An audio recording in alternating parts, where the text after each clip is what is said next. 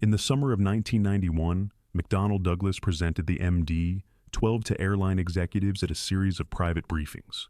The aircraft they described was a double-deck airliner, 2 main passenger levels above a cargo hold, with 4 engines and a wingspan of approximately 214 feet, capable of carrying around 600 passengers in standard 3-class configuration, or up to 800 in high-density layout.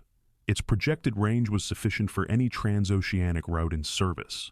Its per-seat fuel burn, according to McDonnell Douglas's calculations, would be better than the Boeing 747-400 that it was designed to replace. The program would require approximately $4 to $5 billion to develop. McDonnell Douglas did not have $4 to $5 billion. By 1993, the MD-12 had been quietly shelved without a production commitment. In 1996, Boeing and McDonnell Douglas announced a merger. In August 1997, the company whose engineers had designed the MD-12 ceased to exist as an independent entity. To understand why the MD-12 was designed at all, it is necessary to understand what McDonnell Douglas was in 1991 and how it had arrived there. The Douglas Aircraft Company had been, for most of aviation's commercial history, one of the 2 defining manufacturers of large commercial aircraft. The DC-3 had built the airline industry. The DC-4, DC-6, and DC-7 had defined the propeller era. The DC-8 had been a genuine competitor to the Boeing 707 and had sold well to operators who chose its technical qualities over the Boeing type's first-mover advantage. The DC-9 had defined short-haul commercial aviation for a generation. As a pure record of aircraft achievement, Douglas's history was formidable. The Boeing 747 had changed that calculation in a single program. When Pan American placed the first 747 order in 1966, it simultaneously committed to an aircraft that required Boeing to build a new factory in Everett, Washington, the largest enclosed building by volume in the world, and transformed commercial aviation economics at a scale Douglas could not quickly match. The 747 entered service in January 1970 and immediately established a dominance in the very large aircraft market that it would maintain for the next 3 decades. Douglas, which had been struggling financially with the DC-10's development costs, was forced into its merger with McDonnell in 1967. The company that emerged, McDonnell Douglas Corporation, was nominally a peer of Boeing and Airbus, but its commercial aircraft division entered the 1970s with a balance sheet that had been weakened by the competition it had just lost. By the 1980s, the commercial aircraft market had 3 genuine competitors: Boeing, Airbus, and McDonnell Douglas. Boeing's 747 dominated the jumbo segment, and its 737 dominated the short to medium haul market. Airbus's A380 and A310 had taken a substantial portion of the medium-range wide-body market. McDonnell Douglas's position was increasingly uncomfortable. The DC-10 had been damaged by accidents in the 1970s. The MD-80 family was successful, but competed in a market Airbus was challenging with the A320. Oh, and the company had no product in the jumbo market that Boeing owned entirely with the 747. The MD-12 was the response to that last gap. A note on the aircraft itself. The title's description of the MD-12 as a 4-deck aircraft is a compressed version of a configuration that is better described as double-deck. The aircraft had 2 main passenger levels, a lower main cabin and an upper main cabin, plus a subfloor cargo hold, and, in some design variants, a premium mezzanine level between the 2 main decks that gave certain configurations a 3rd passenger zone. If you count cargo, main lower, main upper, and premium mezzanine, 4 levels of interior space. But the aircraft's defining characteristic in commercial terms was the double passenger deck, a configuration that put the MD-12 in the same category as Airbus's A3XX. Later, the A380, which was simultaneously being studied in Toulouse. The MD-12 design that McDonnell Douglas showed to airlines in 1991 was not a concept sketch. It was the product of several years of genuine aerodynamic and structural engineering. The wing had been shaped through wind tunnel testing. The structural requirements of the double-deck fuselage had been analyzed. The cabin configurations had been developed in detail. Seat layouts, galley positions, door arrangements, the ergonomics of passenger movement between decks. The engine choice had narrowed to the General Electric GE90, then in development for what would become the Boeing 777. At 600 passengers in a standard three-class configuration, the MD-12 would have been the largest commercial aircraft in the world at the time of its projected entry into service. The economics that McDonnell Douglas presented to airlines rested on a specific argument: that the routes where the 747 currently flew its 400-odd passengers twice daily could, with the MD-12, be served once daily with 600 passengers at lower fuel cost per seat. On routes where demand was sufficient to fill 600 seats, London Heathrow to New York, Tokyo, Narita to Los Angeles, Hong Kong to London, the aircraft's size became an economic advantage rather than a liability. The argument was coherent. The market it assumed was real and growing. The engineering that would have been required to deliver the aircraft was challenging, but not beyond what McDonnell Douglas had demonstrated in previous programs. What the argument required, above all, was money that McDonnell Douglas did not have, and an airline market that would commit to ordering before the money was spent. By the way, if you're into stories like this, subscribing takes 2 seconds and there's a lot more coming. The financial architecture that McDonnell Douglas constructed around the MD-12 program in the early 1990s depended on a strategic partnership that was announced with considerable fanfare in 1991 and had collapsed entirely by the end of 1992. Taiwan Aerospace Corporation, a state-backed entity established by the Taiwanese government to build the island's aerospace manufacturing capability, proposed to invest approximately $2 billion in McDonnell Douglas's commercial aircraft division. The investment would take the form of an equity stake, giving Taiwan Aerospace a share of MDC's commercial future, and would provide the capital foundation for launching the MD-12. In return, Taiwan Aerospace would participate in the manufacturing of MD-12 components, building the industrial infrastructure for a domestic Taiwanese aerospace industry on the back of the MD-12's production. The deal was logical on paper and politically attractive in Taipei, where the vision of Taiwan as a commercial aerospace manufacturer carried strategic weight.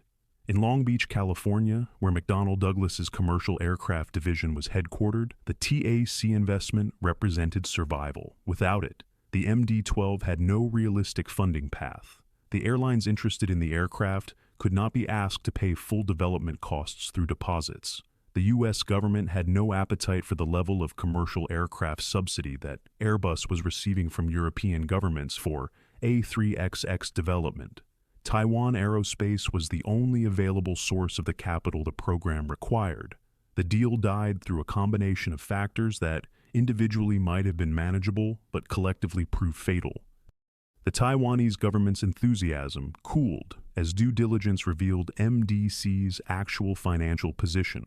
What had appeared to be a purchase of a share in a viable aircraft program looked more like a rescue of a company in structural commercial difficulty. The U.S. government raised concerns about technology transfer. Acquiring equity in an American aerospace manufacturer attracted regulatory scrutiny even from a friendly state entity. MDC's balance sheet continued to deteriorate as the Gulf War's aftermath suppressed airline demand. By late 1992, the Taiwan aerospace deal was dead. The MD-12's last plausible funding mechanism had dissolved. The commercial environment surrounding the program's collapse was as hostile as the financial one. The years between 1990 and 1993 were the worst period in the history of American commercial aviation to that point. The Gulf War had spiked fuel prices and suppressed traffic. Pan American had collapsed in December 1991. TWA had filed for bankruptcy in January 1992. Continental Airlines was operating under its second bankruptcy in a decade. Eastern Airlines had folded in March 1991. U.S. airlines collectively lost more than $10 billion over the 4 years from 1990 to 1993. Airlines that were collectively losing $10 billion did not order new $100 million aircraft. The launch commitments that any new program required to justify production investment were not available in those market conditions.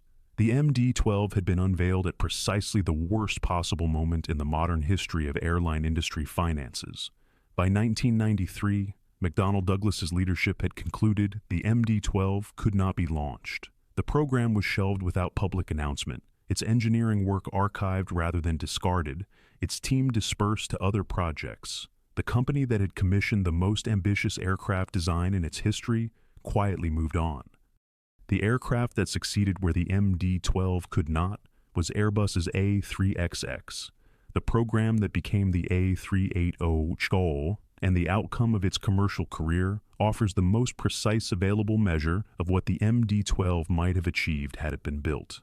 Airbus formally launched the A380 program in December 2000, with Emirates, Singapore Airlines, and Air France among its launch customers.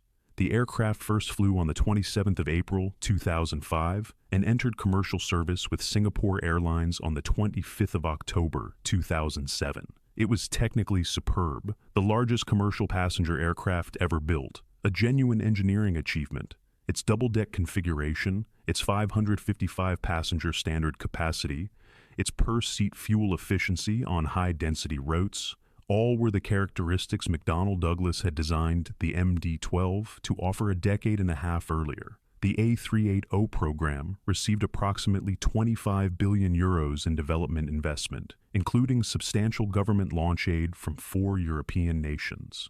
Despite this financial foundation, incomparably stronger than anything McDonnell Douglas could have assembled, the program was commercially disappointing.